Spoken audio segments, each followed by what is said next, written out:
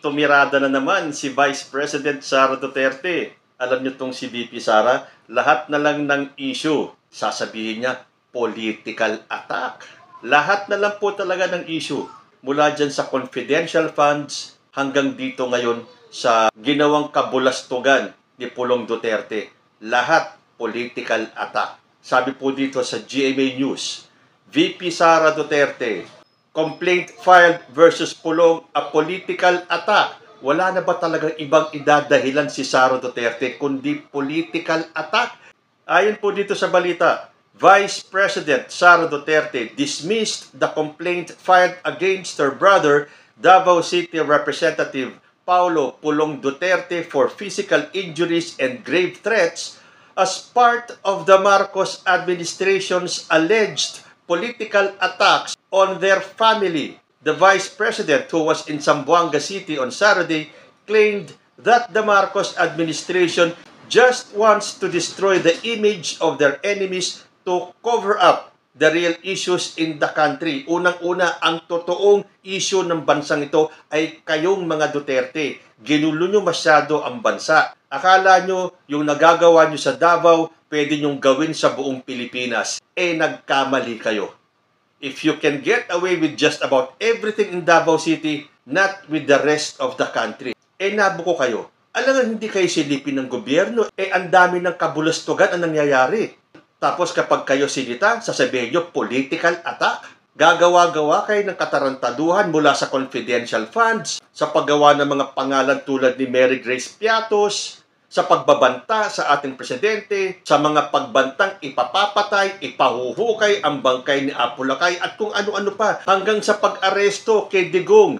Kasalanan pa rin ng gobyerno, harassment, political attack. Kitang-kita natin sa CCTV kung ano ang ginawa ni Pulong.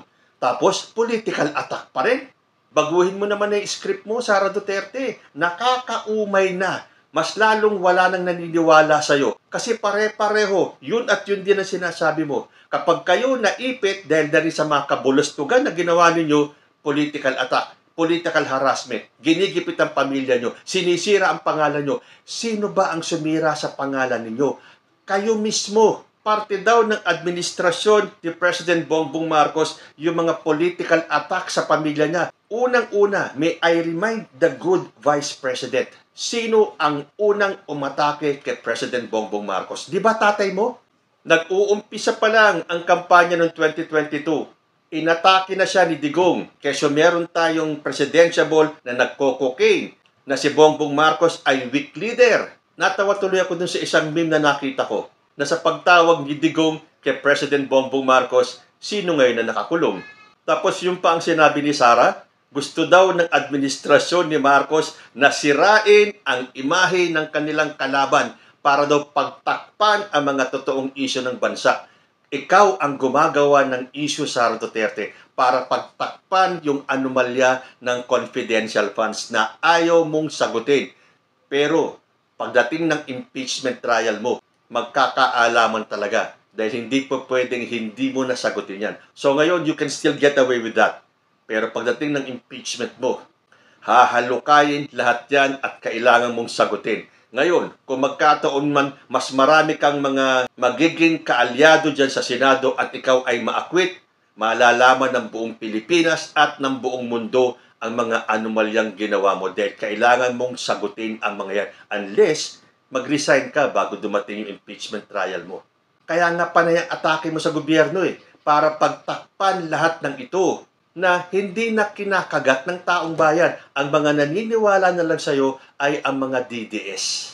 Sabi pa ni Sara Duterte, every time nagkakaroon sila ng issue, malaking issue na kabalbalan na ginagawa nila, obviously referring to President Bongbong Marcos and his administration, ang kanilang pang-cover sa mga issue na ito ay atakihin yung kalaban nila sa politika. Kabaliktaran talaga kung magsalita si Sara Duterte, no? Sino ba ang nang-aatake? Hindi ba ikaw, mula nang ikaw ay kumalas sa unit team, hindi na tumigil ang bunganga mo sa paninira sa ating gobyerno. Kaya nga nagtatanong ang taong bayan ito ba ang pinasisweldo natin na isang Vice President na hanggang ngayon matapos ang 3 taon, wala naman maipakitang pruweba na siya ay nagtatrabaho. Hindi ba? Puro paninira lang ang ginagawa nitong Vice President na to. Tapos babalik ta rin ng sitwasyon, sila pa daw ang sinisiraan. At kino-cover up lang daw ni Bongbong ang mga totoong issue. Tulad na sinabi ko kanina, ang pinakaunang problema ng bansang ito ay kayong mga Duterte na alam ng buong Pilipinas na hindi kayo magtatagal. Dahil kung nagtagumpay kayo, kung ano man ang klase ng inyong pamamalakad dyan sa Davao, hindi nyo magagawa yan sa buong Pilipinas. Lalo na at tapos na ang termino ni Digong, papaano nyo pa magagawa yung maiitin yung balak? Nakatingin ang buong Pilipinas sa galawan ninyo. At nakikita namin na itong ginagawa ni Sara Duterte, yan ang cover up para pagtakpan or malihis man lang yung issue sa mga issue na dapat niyang harapin. Unang-una na yung confidential funds, yung kanyang pagbabanta sa ating presidente, sa anomalya sa DepEd, sa OVP, yun, gustong mabura ni Sara Duterte sa isipan ng taong bayan. Kaya kung ano-ano na lang, pansinin nyo, araw-araw halos may issue si Sara Duterte. At ang lagi niya sinasabi, political attack, political harassment, sinisira ang pangalan nila na matagal nang sira at lalo pang sinisira ni Sara Duterte. Tanggapin nyo mang mga DDS o hindi, ang sumisira sa pangalan ng mga Duterte ay sila mismo. Karma po ang tawag dyan. I firmly believe lahat ng nangyayari sa pamilya Duterte ay karma. But then again, yan po ay sarili ko lang pananaw, sariling opinyon ko, sariling obserbasyon ko. So balik na naman kay Sara Duterte itong sinabi niyang every time daw nagkakaroon ng issue, malalaking issue ng kabalbalan, ang kanilang pang-cover up ay ang atakihin ang kalaban sa politika. Meaning sila yung kalaban. Pero sino po ba ang umaatake? Ang tagal na nahimik ni President Bongbong Marcos, lately lang siya talagang umalma dahil sumusobra na po ang pamilyang Duterte. Sumusobra na po ang Vice President natin. Akala niya siya lagi ang tama. Akala nila sila lang ang pwedeng magpatakbo sa bansang ito. Akala nila ang pamilya nila ang the best family dito sa Pilipinas. Pero naniniwala ba ang karamihan ng taong bayan? Hindi po. Pinagtatawanan na lang kayo. Kaya nga hindi ba nakakatawa? Si Pulong ang gumawa ng katarantaduan, tapos political harassment, political attack na naman. Wala na bang ibang masabi si Sara Duterte? Puro yan na lang ba? Mga atake, mga harassment? Magsalita ka naman kaya. Ikwento mo naman kaya sa amin, sa taong bayan, Sara Duterte, kung ano na ang mga achievements na nagawa mo mula nung naupo ka bilang Vice President.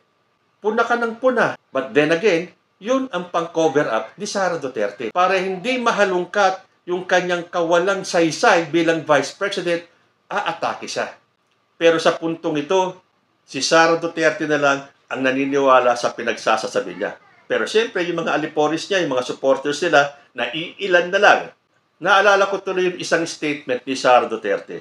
Sabi niya, gaano kalala ang Pilipinas na pag-iwanan na tayo ng panahon at ng ating mga kapitbahay dito sa region, na pag-iwanan na tayo ng mundo.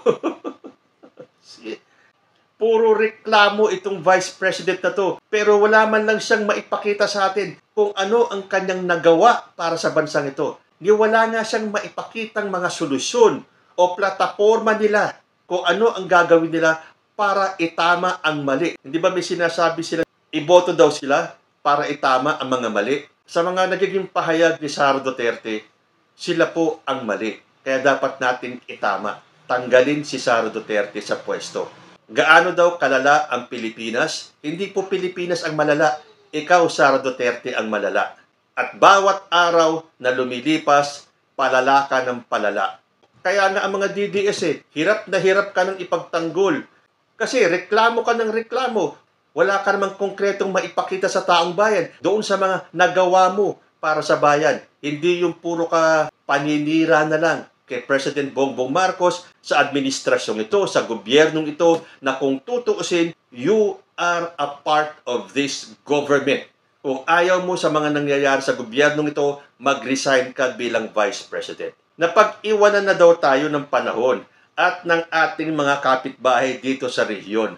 Please naman, pakibalita naman kay Sara Duterte yung mga achievements ng ating presidente here and abroad. Busy-busy kasi si Sara sa paninira eh.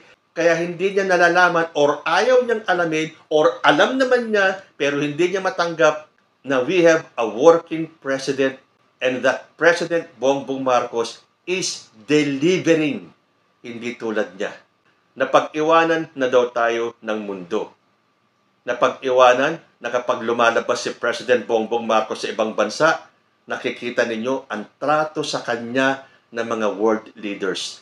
Doon na nga lang, sa libing ni Pope Francis. Sinong nakita natin nakausap ni President Bongbong Marcos? Si dating US President Joe Biden. Sino ang lumapit para makipag-usap at kamayan? Si PBBM. Si President Donald Trump. Yung mga nagpupunta dito, mga dignitaries, mga world leaders, makikita sa mga pictures nila, sa mga meetups nila with President Bongbong Marcos, nandoon yung paghanga nila kay Bongbong Marcos. Kaya siguro, inggit na inggit itong si Sara Duterte. Dahil imposibleng hindi niya nakikita ang mga nagagawa ni President Bongbong Marcos. Ayaw niya lang tanggapin. Magbasa tayo ng ilang comments ng mga netizens. Sabi ni Larry Natividad, "Just what your father did to dig deeper issues to those against your father's will. That is karma and weather talaga." Sabi naman ni Val Tukay, yung gumawa katarantaduhan, pamilya niya, pero kasalanan pa din ng ibang tao. Grabe talaga itong pamilyang ito. Sabi naman ni Erickson Kasue, lahat na lang, pati kasalanan ng kapatid, ibintang pa sa administrasyon. May sayad talaga. Galing naman kay Emma Valenciano, wala na ba ito kayang sabihin? Politically motivated? Kitang-kita sa video yung ginawa ng kapatid mo, tapos kinakampihan mo pa? May sayad na talaga. Ganyan ginawa mo sa sheriff ng court sa Davao noon. Sabi naman ni Juno, gaslighting is insane. Kasalanan ng kapatid mo, isisi ba naman kay President BBM? Sana all baliw. Galing naman kay Iskra Howled, kapag merong magawang kalokohan ang pamilya mo, kasalanan ng ibang tao. Sabi naman ni Alexander Rondilla, nga sa katotohanan, may CCTV. Ang mga taong lumaki sa mundo na sila ang hari at reyna, ingat ho tayo. Wala ho silang kinatatakutan, maski sa anino nila, hindi sila maniniwala. Ingat lagi. Kayo po, ano naman ang masasabi ninyo? Totoo nga ba ang sinabi ni Ramon Tulfo na certified baliw si Sara Duterte? Comment lang po down below and I will see you in my next video. Diyos ti Agmina.